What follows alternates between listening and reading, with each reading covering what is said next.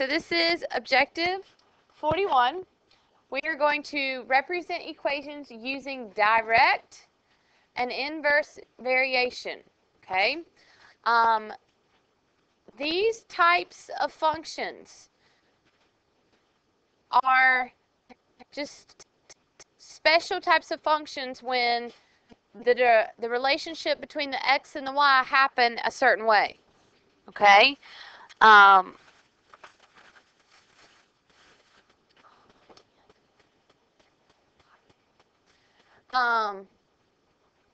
You need to memorize them. You need to know what they are, okay? Remember how I told you, like, I think when we did horizontal and vertical lines, I told you you needed to memorize that a horizontal line has a slope of 0. You need to know that. That's just something you've got to know. You need to know that a vertical line has a slope of undefined. You need to know that the equation of a horizontal line is going to look like, it's going to look like, who can tell me? Raise your hand. What's the equation of a horizontal line look like? Well, normally equations do have equals, but what? And y equals.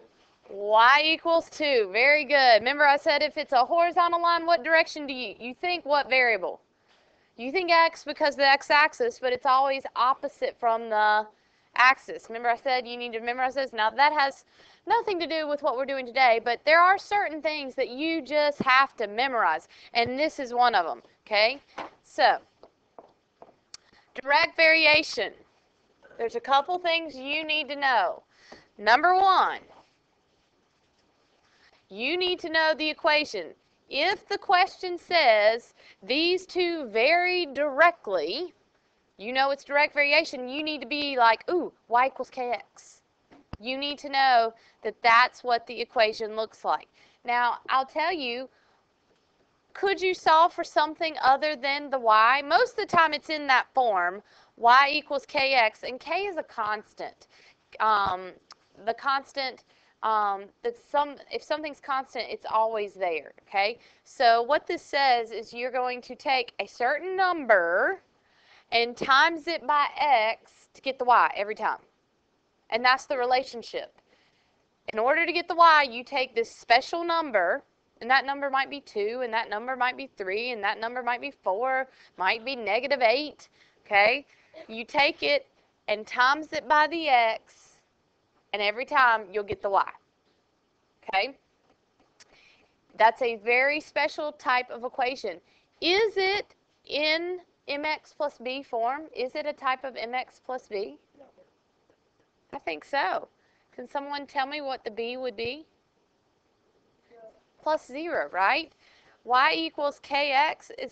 It's a form of mx plus b. Now, we know mx plus b, and there are other equations where we add something else, but all direct variation equations look like this, and they're in this form, which means all direct variation equations travel through where? The origin. Very good, Brooke. Everybody agree? If it's plus 0, what they might do is they might give you all these graphs and they'll say, which one represents direct variation? Well, if it's in this form, direct variation form, that means it will be traveling through the origin. That is your y-intercept. So it might look like this. You follow? Okay. It might look like that. Okay, as long as it's going through the origin, because if it's in y equals kx, then it's plus 0. It is a form of mx plus b. It's just a very special form. Does that make sense? It's a certain type, okay? And it'll be in that form. So what if I gave you a whole bunch of equations? You're going to see a question like this in a minute. I've got some straight off the state website practice test questions that deal with this that you're going to see in just a minute that I cut and pasted into the PowerPoint. So most of the time it's in y equals kx, okay? So it might be y equals 2x, y equals 1/2 x. So you might see it like this, y equals 2x, or you might see y equals -3x, or y equals 1/4 x. All of those are direct variation, Okay? You're taking the x and timesing it by a certain number, and it gives you the y. But could you solve it for something else? Could you solve it for the k? What would you do to solve for the k?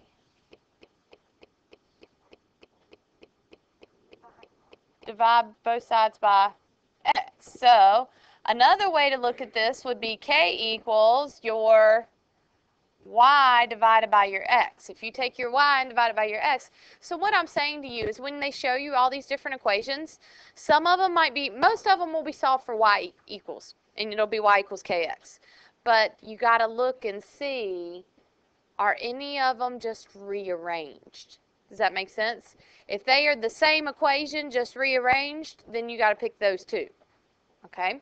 So, any questions about what the equation is and that the fact that they all go through the origin? Okay, you might even want to write that. All direct variation. How many already wrote that? Equations go through the origin. Okay, you might want to put a box around that and star that, highlight that, whatever you want. Okay, but you need to know that all direct variation equations will travel through the origin, because if it's in y equals kx, then that means y equals kx plus 0 if you're looking at mx plus b. Okay? Any questions so far? What is it?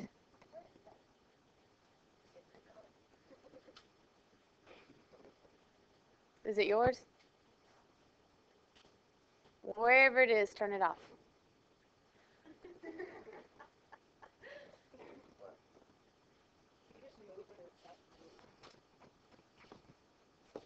It's what kindergartners do. All right, example 1. If the constant is 6, what is the equation of direct variation? If the constant is 6, what is the equation of direct variation? So first of all, what's the first thing we write? When it says direct variation, what do we write? Y equals kx. Good, Bradley. Y equals kx. Okay? Now, it says that the constant is 6. What does that mean is 6? Which variable? K is the constant. Now, I have no idea why they use K and why they don't use C, but K is the constant. Okay? K is the constant. So, all we need to do is plug the constant in for K. So, what's the equation? Y equals 6x. Bam. That's it. Again, so many people make these harder than it really is. Does that make sense? They make this like, they try to analyze it and they try to make this really complicated. If you have the equation memorized, then just follow what it says. That's it. Okay? Normally when we write equations, don't we leave the y and don't we leave the x?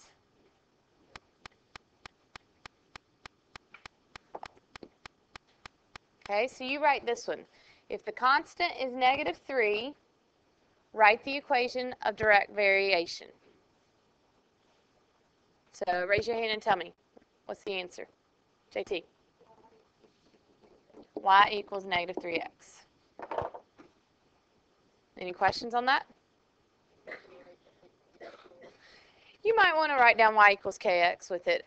Again, the more times we say y equals kx, and the more time we say direct variation, y equals kx, direct variation, y equals kx, direct variation, the more times you will remember it. Okay? What's the problem on the SOL when you have direct variation problems? You cannot remember the formula. And is it on your formula sheet? No. There's like this much on the formula sheet that's actually good for you. Okay? The rest of it, there are a couple things. Your quadratic formula is on the formula sheet. X equals -b plus or minus the square root squared minus 4ac all over 2a. That's already on your formula sheet. But how many of you are not going to use quadratic formula? How many of you are going to use the calculator or maybe factoring to solve? Okay? So you don't really even need it if that's not the way you're going to do it, okay? Tomorrow when we get to statistics, there are some statistics z-score formulas on there. I'm trying to think what else might be on there. Yeah, I think that's about it.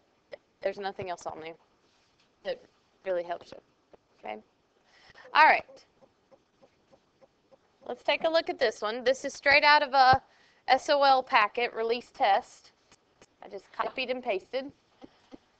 It says, for a group of objects made of the same material, the weight of an object varies directly with volume.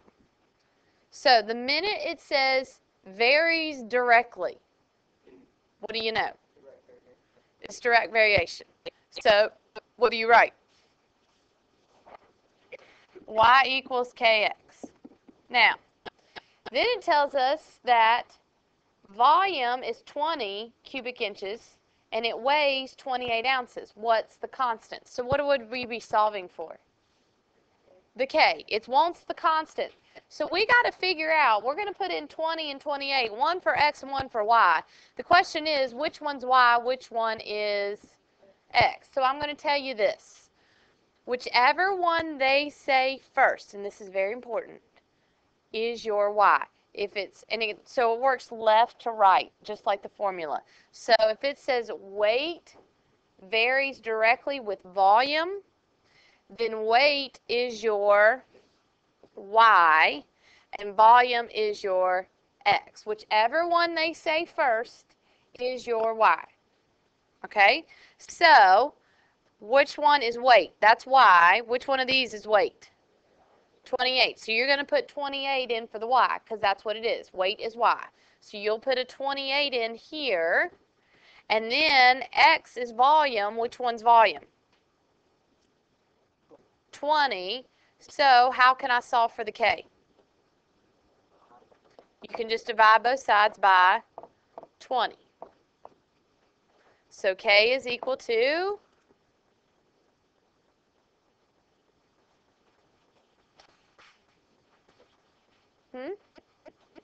7/5. Okay, and how did you get that? You can just put in, well, some of you can reduce in your head, divide both by 4, or you can put 28 divided by 20, math in or enter. Okay? Does that make sense? Any questions? Is it always going to be Y first? No. Yes, it is. Whichever one they say first is the Y. Repeat after me. Whichever one they say first is Y. Whichever one they say first is Y. Y varies directly with X. Okay, it always is like that. It'll say your Y varies directly with X. Okay, so let's take a look at this one. We'll make this example 4. Okay, which equation or which one, and we'll label these. This is more straight off B, C, and D, and you can just kind of sketch them. Straight off SOL test questions. Okay? You can just sketch them. It doesn't have to be perfect, just sketch them a little bit so you can see. So, which one's the correct answer? Which one's YA? Because it's going through the origin. Isn't B going through the origin too? How do you know A is straight? How do you know if it's Y equals KX, what kind of equation is that? It's linear. X is to the first power. So first of all, these aren't even lines. If you only know 2 types of equations here, you follow? You know linear and you know parabolas, quadratic. Okay? If it's stuff like that that you've never even seen, how many of you typically choose it even though you've never seen it? Okay, don't do that. Don't choose stuff you've never seen unless it makes sense. But I'd say 99.9% of the time, if you've never heard of it, don't choose that one. Okay? So I would agree this one is your direct variation because it's plus 0. It's got to go through the origin. Okay? Any questions on that?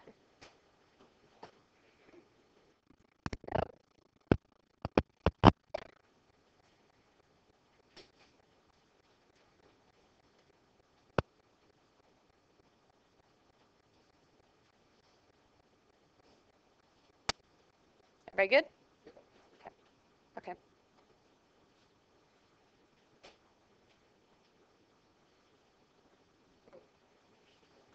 All right. Here's just a couple more questions on direct variation. It says D varies directly as time t. Okay? So first of all, the minute it says direct varies directly, what do we write? Y equals kx. And which one is, you got D and T, which one is Y? How do you know? Whichever one that comes first is your Y, just like the equation. Does that make sense?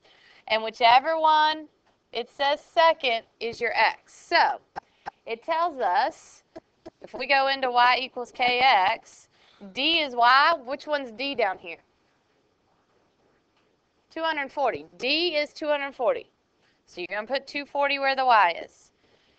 X is your T, and your T is 8. So how do I solve for K? Divide by 8 on both sides, and K is 30. Okay? Any questions on that?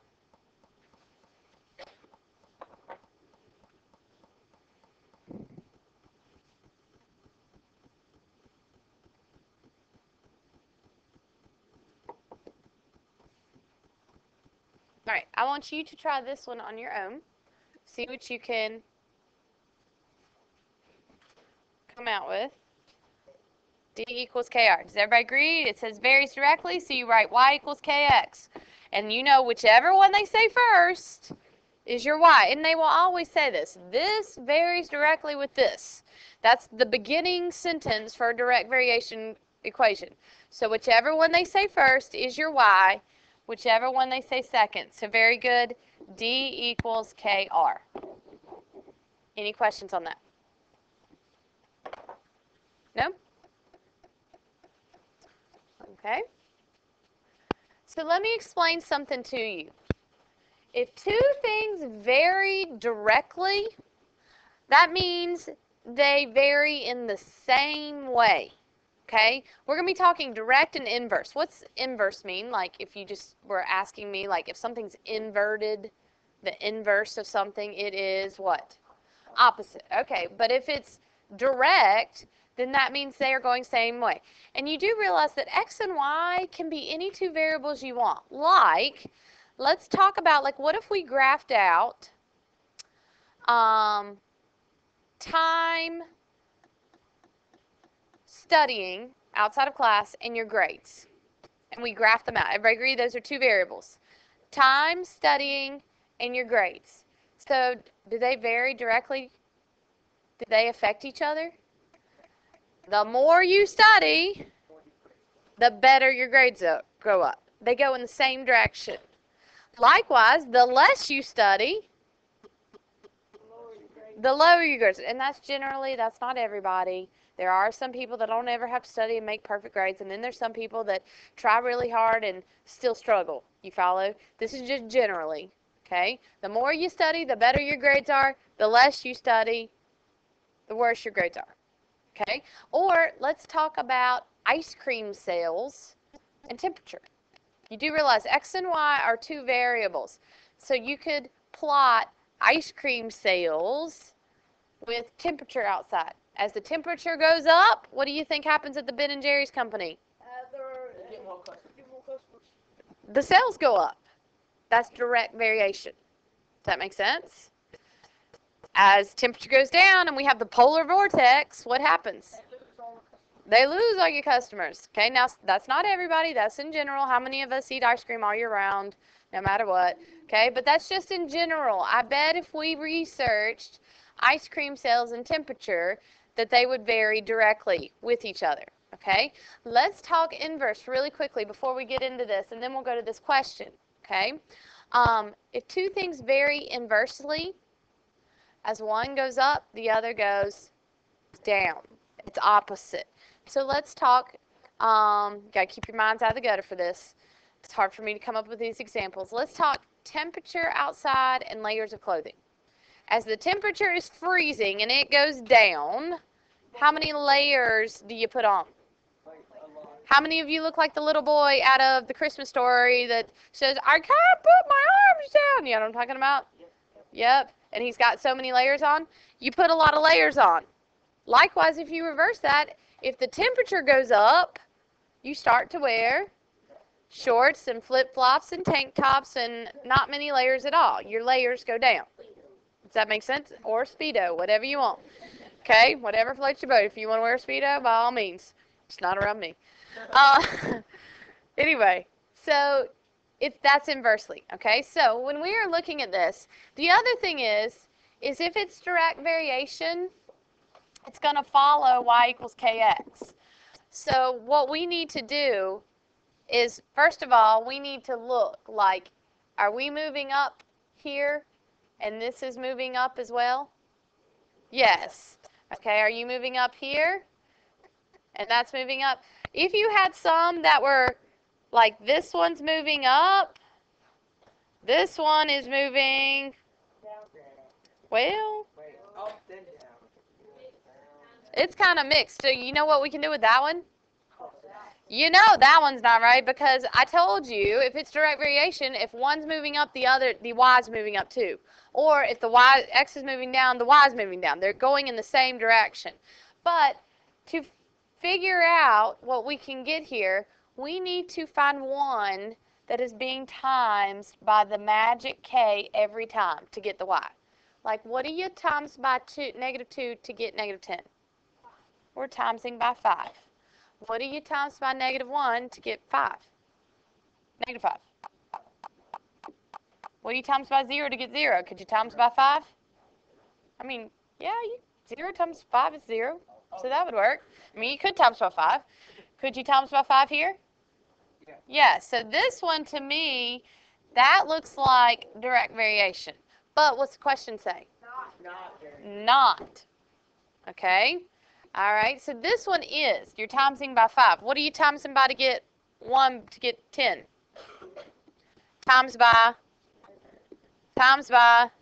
10, times by 10. That one is direct variation. Okay? What are you timesing by here? 3, 3, 3. That's direct variation. First of all, tell me, so which one's not? The bottom one. And we figured that one out in the beginning. Yeah. That one was not. And you got to be careful to pay attention. How many don't, like you miss the whole, like, not. And then you look at the first answer and you go, oh, that's it. And you choose it and you go on, right? Okay, make sure you clearly read. Tell me, what would the equation to this say? If this is timesing by 5 every time, what would this equation be? Y equals 5x. If we're timesing by 10 every time, this one would be y equals 10x. If we're timesing by 3 every time right here, this would be y equals 3x. That follows direct variation. Does that make sense? You're timesing by the magic k every time by the x to get the y in each situation. Okay? All right, let's go to inverse. Any questions about direct? Are you okay with the equation? Are you okay with if one goes up, the other goes up? If one goes down, the other goes down. They vary directly. Are you okay with the fact that they go through the origin every time? Yes? Mm-hmm. I got just plain paper. I can punch some holes in. It's not lined. Will it work? I'll punch some holes in. Okay.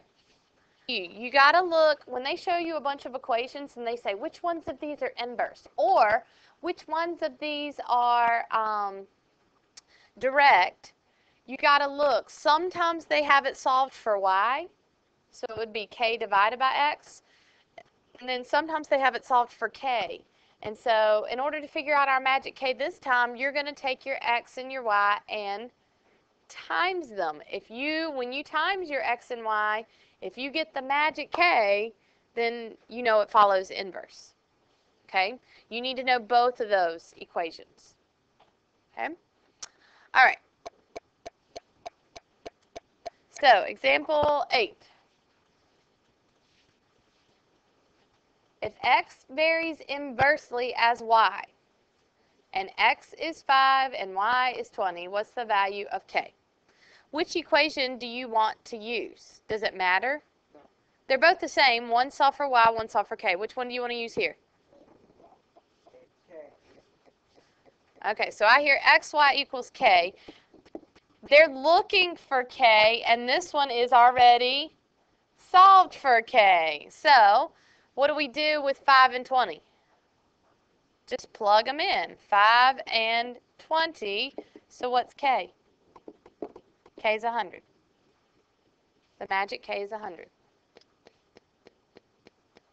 What's another way? If we know the k is 100, what's another way to write this equation? This is not the question. The question we've answered. K is 100. But what's another way I could write? If we know the k is 100, what's another way you can write it, Bradley? Y equals 100 divided by, in this case, x. When we actually write the equations, what do we do with x and y? They stay x and y. We just plug in for the k. So that's another way to write that, is we just took it and plugged it in. Okay, but that's not the question. The question said what's the constant? The constant was 100. Okay.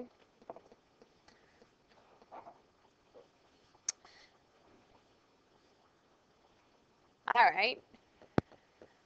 If x varies inversely as y, and x is 42 and y is 7, what's the value of y when x is 2? Now, how many problems are up here? There's 2 problems up here. Does everybody understand that? So, what we got to do is take the information from the first set of numbers given to us. Let's plug that in and solve for what we don't know. So don't even worry about this second question. Let's just take this information and plug that in and see what we can find. So, which equation you want to work with? Does it matter? I hear xy equals k. That's fine. Let's take x and make that 42. Let's take y and make that 7. What can we solve for? We can find k. So what is k? 284. Okay, so k is 284. Now we know what k is. Go to your second piece of information, and we know what x is. Can we plug those 2 things in and find y? Yes. So, which one do you want to use? Do you want to use y equals k over x, or do you want to use y that one? I mean, that's a good one. Okay, thank you for double checking me. That's okay. That's why we double check each other. Okay? You could use either or equation. If you wanted to use this one every time, you can use that one every time. But if you wanted to use that one, it doesn't matter. They're both the same, just in 2 different forms. One solved for k equals, and one solved for y equals. And I agree this one's the best for this one, because what are they looking for? You're looking for y, and it's in y equals. So all you got to do is plug in. So what do we know k is? 294. What do we know x is? 2. Can we now solve for y? So what's y? 147. Okay, so here's the name of the game. When it gives you 2 pieces of information, you plug the first piece in. Solve for what you don't know. We didn't know k, we found k. Then we took what we knew, what we found, 294, with what the new piece of information they give us, and we found the other missing variable. Okay? So 2 separate questions. This is part 1, part 2. Okay? What would be your answer if you had to write this on a paper? Y equals 147, because that is the ultimate question. Does that make sense? They didn't ask you what K was, but we had to find K to figure out what Y was. Okay? So why don't you try this one? It says if X varies inversely as Y, and X is 50 when Y is 10, what's the value of Y when X is 3? So take part 1, part 2, plug in the first piece, find what you're missing, then use that with the second piece to answer the question. You take what they give you first, plug it in, solve for what you don't know. Everybody okay with that? Now take what we found out with the new piece and solve for what they're asking for. So I'm going to use Y equals K over X. So in this case, Y equals 500 over 3. And we know if we divide that, you get a decimal. So it's just 500 over 3. Okay? Any questions on that? Okay. Try that one. All right, so we end up with Y equals 32. Okay.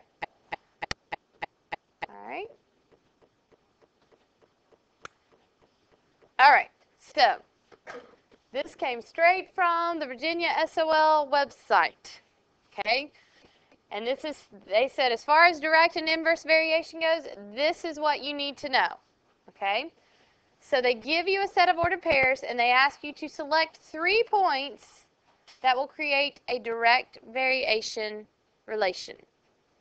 Take a minute and look at it and see if you can find 3 points, 3 separate points, okay, XY, XY, and XY, right? 3 points that will give us direct variation. Okay, take a minute and look at it. So, good, AJ. Good catch. All right. First of all, please listen, because as this gets a little harder, I'm going to try to do my best to explain this to you. And again, I would not be surprised if they took this exact question, just put a couple different numbers in it, and asked it to you on the SOL. Okay? If it's direct variation, first of all, what equation does it follow? Y equals KX. You need to know that. That should be written on your paper immediately. How many wrote that on your paper? You got at least that far. Yeah. The minute you see direct variation, you need to write Y equals KX. So explain to me, guys, when we're looking at points, how do I know if they're direct? If I take the X and times it by a certain number every time to get the Y. Does that make sense? So look at this. What do you times by -4 to get 3? Well, first of all, that's going to end up being a decimal or fraction. What do you times by -6 to get 2? Again, that's a decimal or fraction. What do you times by 4 to get 16? Times by 4. Okay, so we'll start with that. What do you times by 3 to get 12? Times by 4. What do you times by -2 to get 8? -8. Times by 4. So what would the equation be for those 3 points? Y equals 4x. Doesn't that follow direct variation? Aren't we taking the x and timesing it by the magic k to get the y? And in this case, the magic k is 4. Okay. Any of the others being times by 4? That's being times by 3. This is being times by, and that's being times by -12. Or just, yeah, -12. Okay? Does that make sense? All right. So there are your points. Let me erase this. Now I want you to take the same set of points and give you my candy, what I got. Tell me 3 points that will create an inverse relation. Is this similar to what we had a little while ago, where we have 2 separate equations, or 2 separate problems, part 1, part 2? Y'all follow? So let's take part 1. 8 hours, 55 miles per hour. So first of all, if we're dealing with inverse, what equation do I use? X, Y equals K. Will it matter which one's X, which one's Y? No. No. Now, in direct, how do you know which one's x, which one's y? Whichever one comes first is your y. Okay, but in inverse, it's not going to matter because they're both being times. Okay, what property says it doesn't matter if you do 8 times 55 or 55 times 8? You better know these. I hadn't heard it yet. What property says it doesn't matter? It's commutative. Commutative says that A times B is the same thing as B times A. It doesn't matter which order in which you multiply. Okay? So 8 times 55. What's our K? 440. Are we correct in that? Now, let's take our K and let's take our new information to solve for the other variable. Which formula do you want to use? Want to use the same one or not? No. Y equals K divided by X. So let's take the K and let's put it in as 440 and then 6. And when we divide, we get 73.3. And I would use, if this were an A, B, C, D choice, you guys got to really think about this. I mean, you know, I know you don't drive yet, but you know that if you're going to get there quicker, you got to drive faster. So if they had A, B, C, D, if they had some that were like 35 miles an hour, 50 miles, something that was lower, you know that's going to take you longer. So you got to really, really use your CS brain, okay, on this. All right, I think I'm finished. Yeah.